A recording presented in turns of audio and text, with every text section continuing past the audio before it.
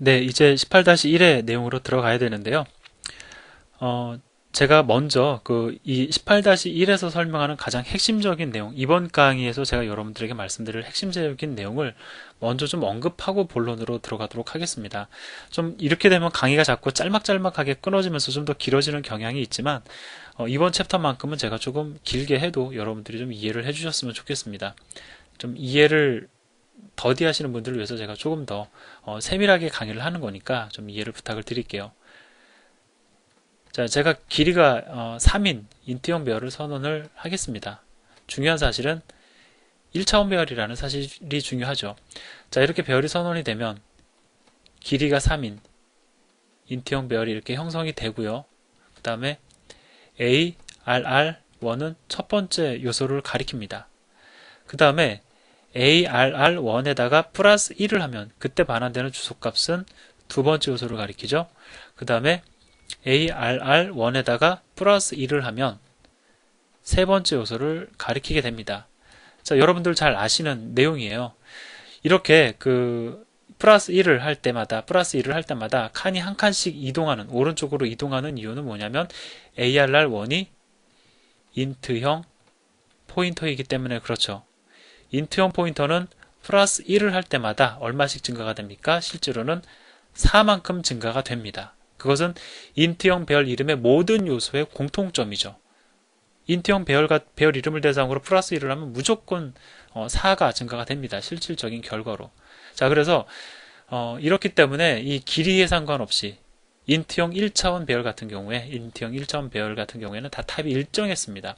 근데요, 제가 이번에 두 개를 써볼게요. int arr2, 얘는 세로 길이가 2이고 가로 길이가 3입니다.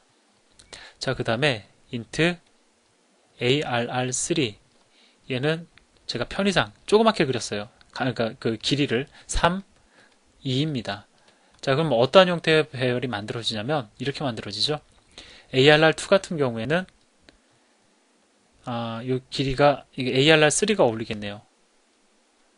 자, 얘가 ARR3입니다. 세로 길이가 3, 가로 길이가 2인 ARR3.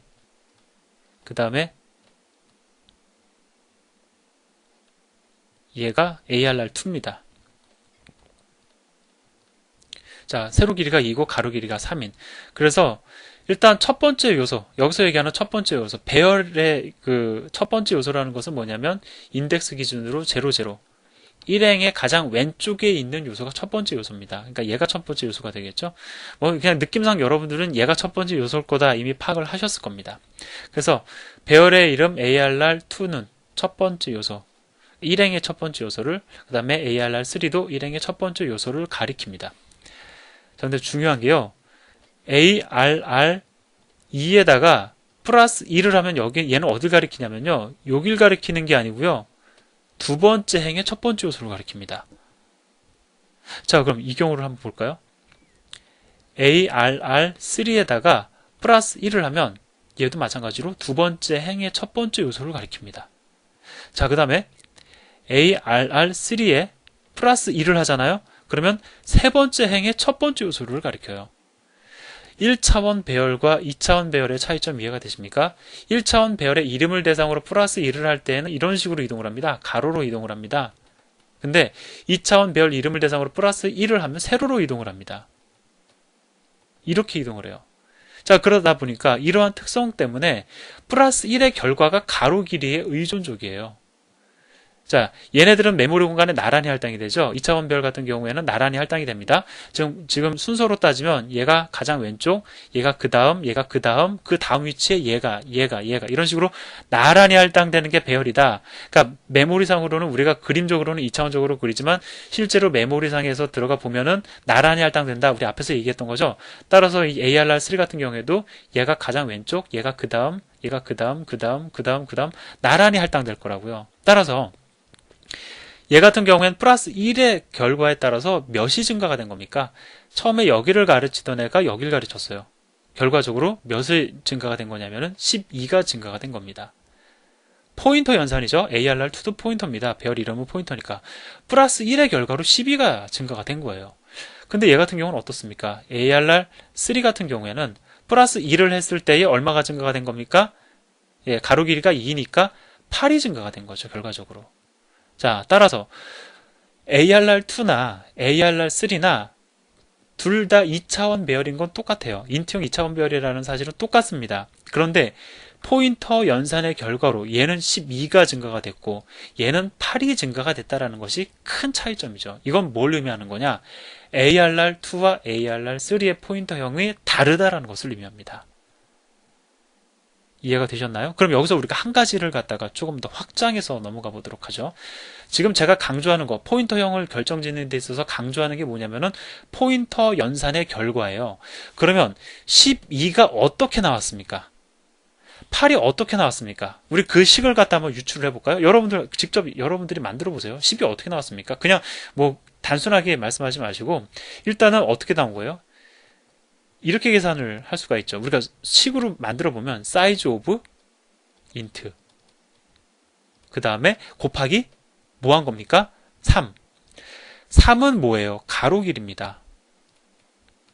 int는 뭐예요? 요소입니다.